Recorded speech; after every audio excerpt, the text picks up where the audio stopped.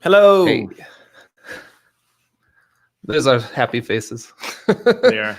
Hey, everyone. So it's Thanksgiving time, and it's about that time of year where we either pardon our turkeys or we eat them. So today we made a little turkey pardoning machine, or I did. I went out and did some of this by myself before we got into it, based on what we had done the last couple of weeks. And just to walk through what our little machine is doing here, maybe let's start with the visualizer. So this is a visualizer of what's going on with our little. Click on hide on the code machine there so you can see a little better. Let's go here and let's hide this. There we go. Is that better? Yeah. Cool. So Isaac, one of the things I'm really excited about with XState is, as a developer, handing off to another developer a map of what I did and having it being generated from code, so I don't have to write any documentation or anything like that, but you're just able to understand it. So The question is, can you understand this? Right. So you sent me this code, I don't know, an hour or two ago. And the first thing I did is I took the machine code and copied and pasted it into the visualizer to look at it in this form. So yeah, it looks like, so you got some sort of loading happening. And then once I see, it looks like you have two stages of loading things. And then you get into a form that's in a pristine state. And then it can go to valid or invalid. And then it can go back and forth between valid and invalid however many times. But once it's invalid, then you can go to submit. And then there's a process that's happening while it's being submitted. And then the submit can be successful or it can fail. Hey. That's just from, I don't know, 30 seconds of looking at this, which is nice. Cool. Sorry, I don't know if it was me or what, but I dropped off the stream for a little bit there. Oh. I don't know if we lost you too there, Isaac. Do you mind repeating what you just said? Sure. So I just pulled this up. When you sent me the code, I pulled this up in the visualizer to see what's going on. And it looks like I can see right away what's happening. You got some loading happening at first. Then you have a pristine form when nothing's happened. And then you can go between the valid and invalid states. And then once you're in the valid state, you can do submit, which will take you to the submission process. And then that can either succeed or fail based on something. But it's something outside of this machine. Right. Cool. So that's great that I can see this just from looking at it. It took me 30 seconds to see, okay, that's what's happening here. And you get an overall view of what the code is supposed to do. Yeah, great. And I think we had mentioned there's some transitions here that are maybe redundant. Yeah. So you've got form valid and form invalid happening 3 different times, and they're basically doing the same thing. A form invalid always goes to the invalid form state, and form valid always goes to the valid form state. Mm-hmm. So let's see if we can refactor that a little bit. Yeah. Let me pull this over so we can look at the machine code again. Yeah, let's look at the actual machine. There we go. Let's see. So you can actually take these transitions here, mm-hmm. and if you move it up a state here, yes, that transition will happen can happen on any state inside of this one. So, awesome. So this is good. Let me copy this. Well, you should copy it over because I'm not sharing. So if you copy that over, this doesn't exactly do what we want. So copy that into the visualizer. Okay, let's grab all this, copy, and we'll go full screen, show my code again. Let's paste and update. And you have to get rid of this as string. Stupid TypeScript. Right. That's what I get for being an overachiever and trying to type these arrays. I think that was it. Let's try. Yeah, I think that's it. Okay. So so this is nice. I've removed it from the pristine form, but these transition form valid and form invalid can happen on any state in here. It could happen on init. It could happen on initial loading. It could happen on submit pending, and we don't actually want that. I see. So we actually have form valid. Oh, they're outside of the machine. Well, they're on the top level state of Turkey pardon. Got it. Okay. And so they can happen on any state that's inside of that. So what we want to do is if we made so if you go back to the code again, we could make a form state that has some substates inside of it. Okay. And so then we can have set up the initial to be pristine. And then we could do states in here. We can probably, let's see, so we have pristine, we have invalid, and we have valid. And then we can take these transitions that we put up higher, we can move them down onto the form state. So now that'll happen. Now this is actually what we want. We want these transitions to happen for any states inside of form. So it can happen on pristine, on invalid, or on valid. Okay. And so we can get rid of that. But we also want to remember to do this submit inside of our valid transition. So we can do that in here. Get rid of that. Okay. And then the only other thing is this submit here. Its target is submit pending, but that's not a sibling of valid or invalid, and so that's not going to work. So we need to use the ID of the state, and then give the ID here, submit pending. So that pound character is just like a document.get by ID or whatever. Let's see, what else do we have to do? Anything so pristine form doesn't exist anymore. Right. So we have to go back to form, which will automatically go to pristine. Okay. And then let's see, valid form. We just call that valid, I think. We need to tell that it's inside a form. So form.valid goes to the form state and then goes to the valid state inside of that. Got it. And this one needs to be form. And I think that's it. Cool. All right, let's grab this and throw it in.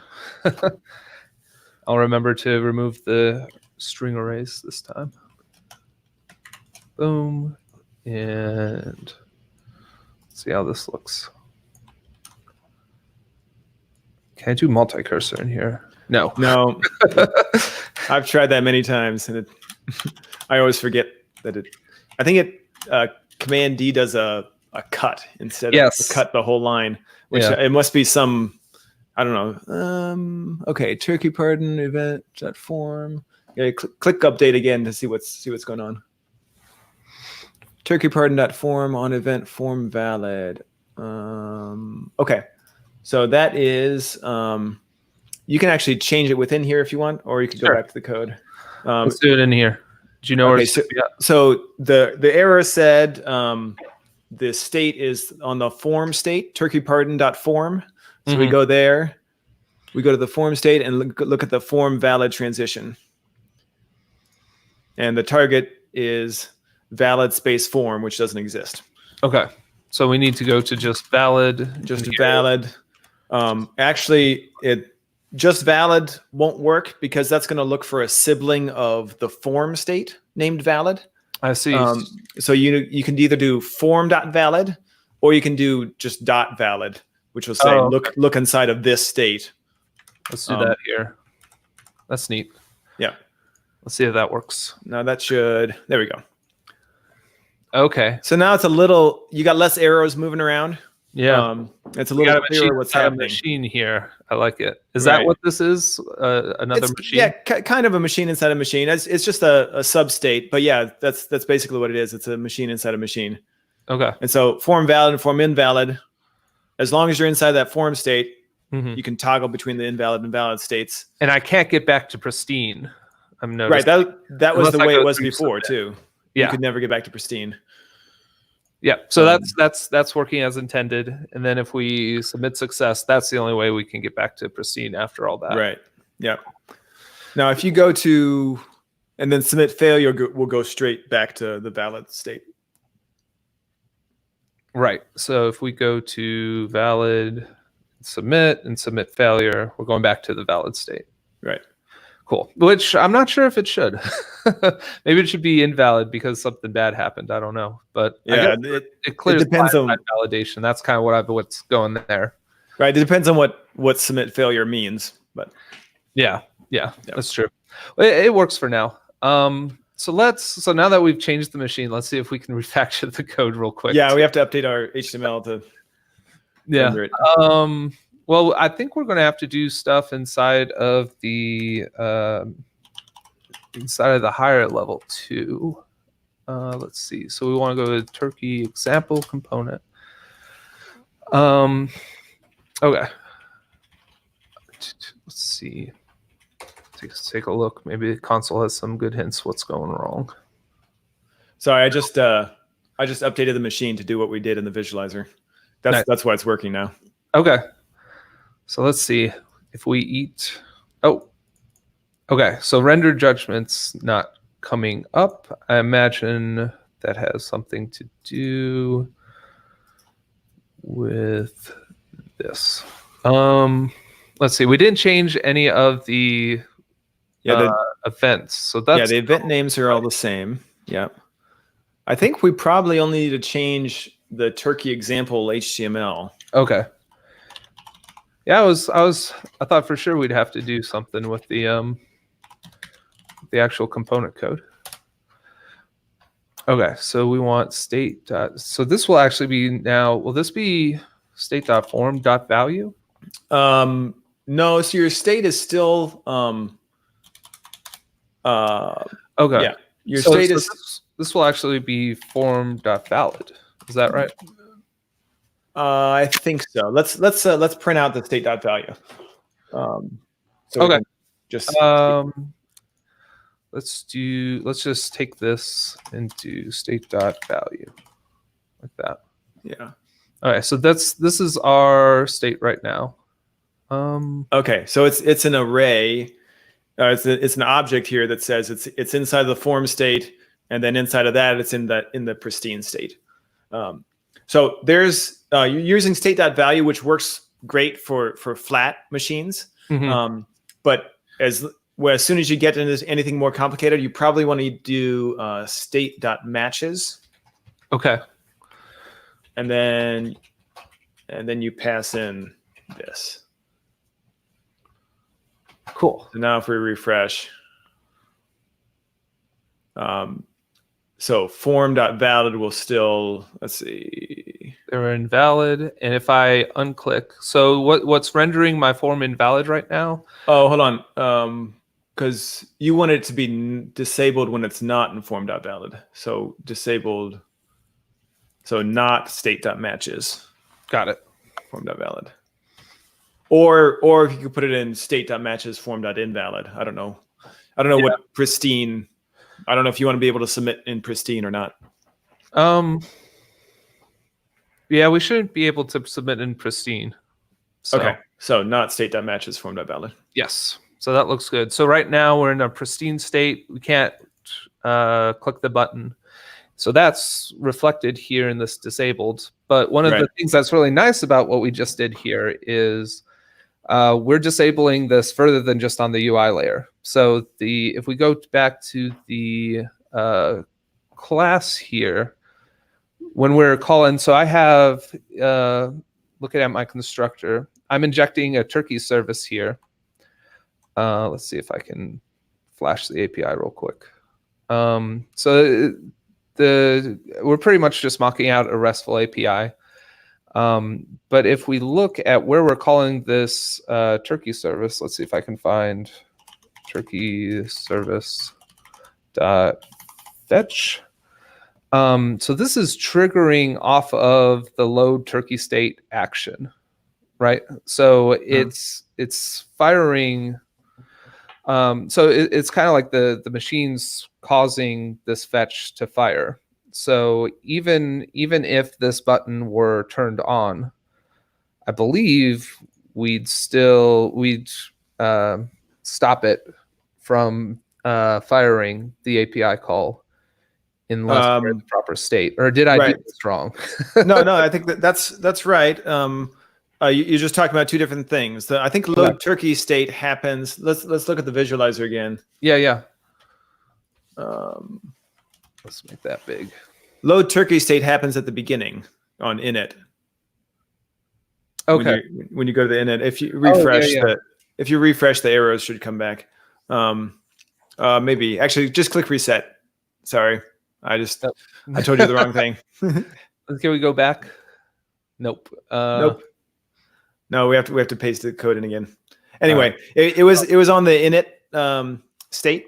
Yes. So if you're talking about the submit action, that is let's see, when does that happen? Turkey example, submit. Yeah, we got form submit happening. So the form submit right now is still actually triggering this, but we could set it up in our machine so that the machine should be the one sending out the API request. Right. So it looks like your turkey service.decide is being called regardless of what state the machine is in. Right. So if you wanted to, you could take this turkey service.decide code and put that into an action up higher, and then have that action be called when you enter the submit pending state or whatever that's called. Okay. Do you think we can do that here real quick? Sure. Yeah. Okay. So let's see. So we want to. Do we need to modify our machine here? We will, but yeah, we can do whichever one you want first. Yeah, let's start with the machine. So we want to say we want to do on this submit. Is it we want to add an action? Yes. So change it from a string to an object. Okay. So the target. No, you got it. You're fine. You're fine. Never mind. You already had an object there for your. Oh, okay.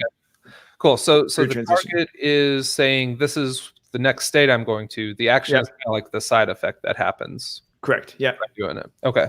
So and we'll call this submit form. Does that sound good? Yeah, that sounds great. And then we'll go back to the turkey example, and let's grab the decide. I mean, you could even just call form submit. With that, the only thing you need is separate. You need one function that sends the submit event and another function that does everything else. Okay. So we want to.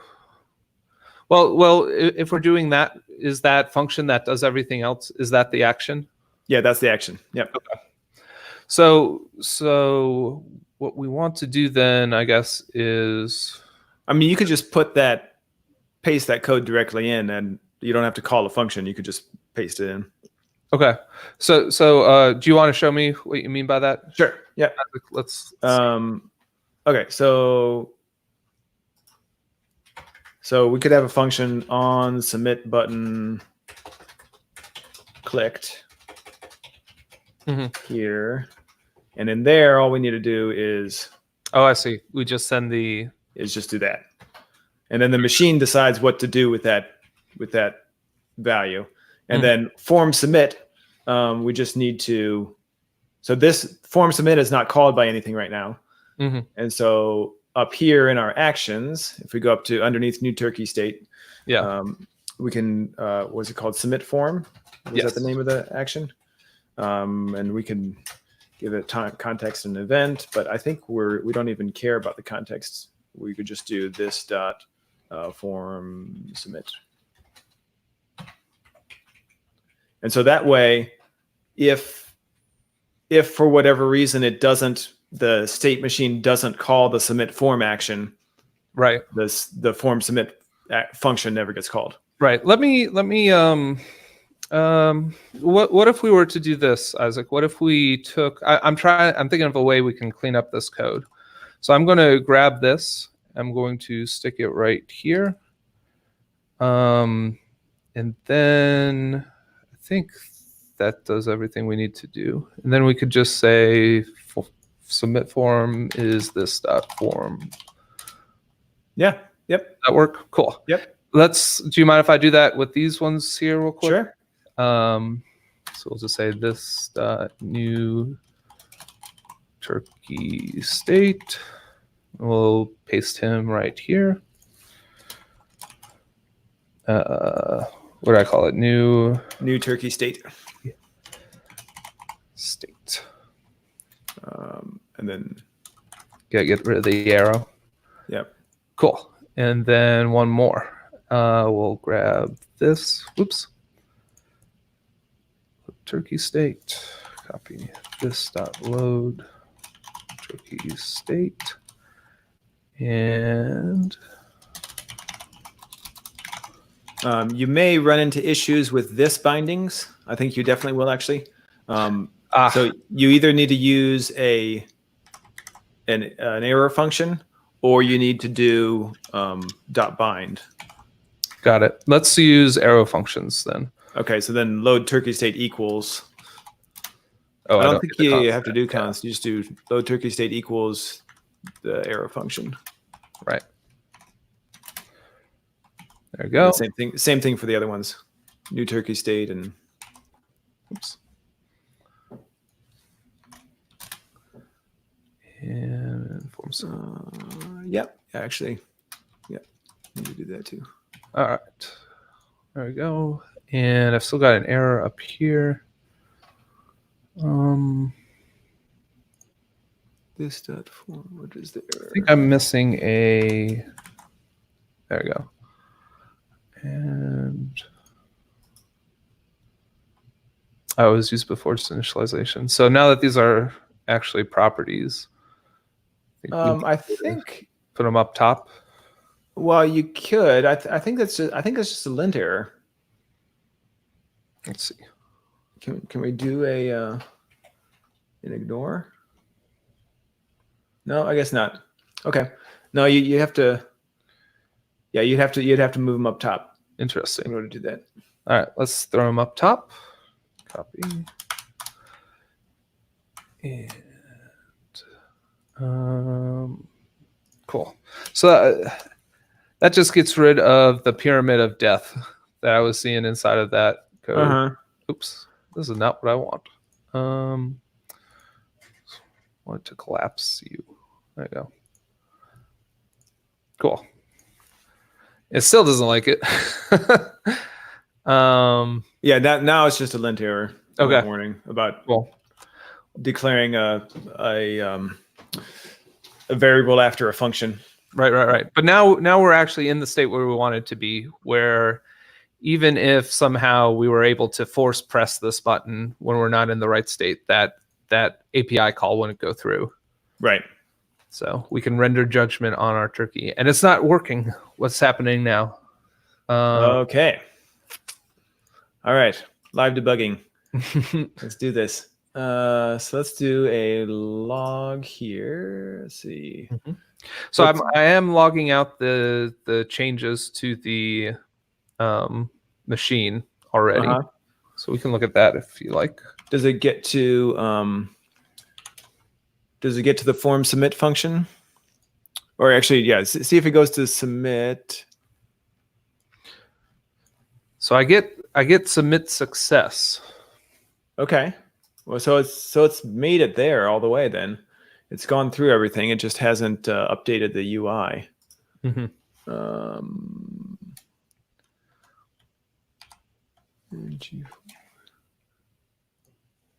Let's see if we can. Okay, so there's probably some other code somewhere that we need to update for the.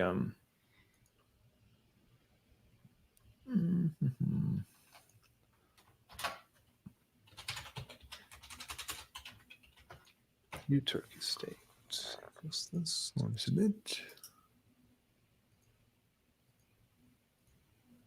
Oh, I know why. The button is still calling form submit instead of on button submit clicked or on submit button clicked. Yeah, that. Let's grab that. Good eye, Isaac. Yeah. Sample HTML. And so inside of our submit, we can just do that. Boom. Yeah, hopefully that works. Well, we'll find out. All right. We want to, what do we want to do, Isaac? Do we want I always eat my turkeys. Okay. Which one looks tastiest? Let's eat tabar. Okay. I'm going to pardon Tad because I like the name Tad. Okay. Let's see. Well, we're in submit pending, but we never get to the submit success. Okay, now I have to check and see if the submit space pending. Okay. Action submit form.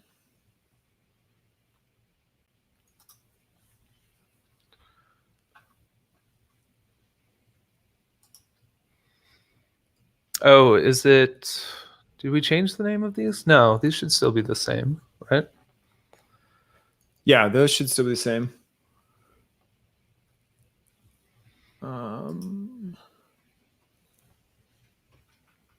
Let's see. Are we even getting here though? Do we ever log on line 33? Yeah, that's what we need to check. Okay. So it becomes before forms. And it's not hitting an error. Correct. Let's see. So the last thing we see is submit pending, which means if we go to our machine.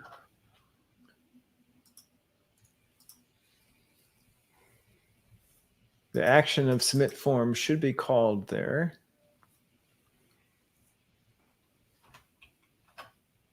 Does it matter if this is nested? No, the actions are global. Okay. All the time. Let's see. Do you want to put a console log in that action? Sure. Let's do that. Yeah, let's do that.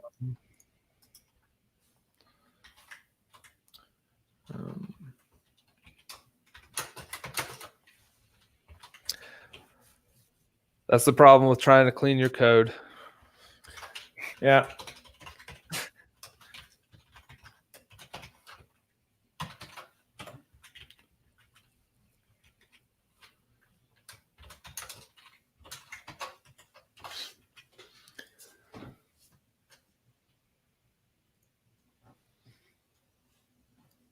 Looks like we're getting an compile error.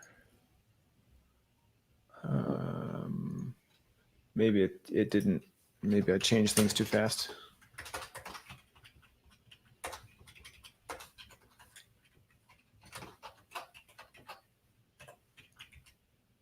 Still doesn't like this.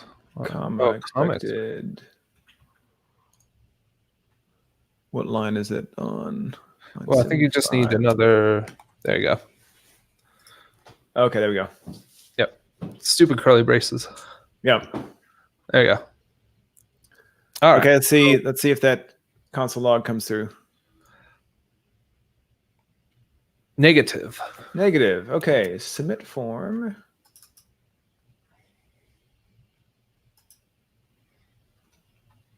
Okay. So why is the turkey pardon machine not calling submit form?